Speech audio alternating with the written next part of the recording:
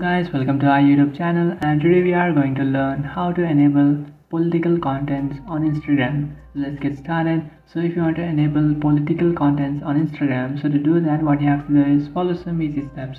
So to enable those, you just have to open up your Instagram application. After opening it, just simply tap on the reel icon which is on the bottom of your screen and then select a reel.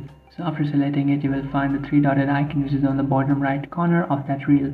So just tap on it and then tap on manage contact preferences. After tapping on manage contact preferences, now we'll find a political content option. Just tap on it and then what you have to do is just simply tap on don't limit political contents from people that you don't follow. And after doing that, this will not limit any political contents. And that's it guys, by following the steps you will enable the political contents on Instagram. So that's it guys, this is how to enable political contents on Instagram. If you find this video helpful, don't forget to like and subscribe to our channel. If you have any doubts, feel free to comment below. Thanks for watching.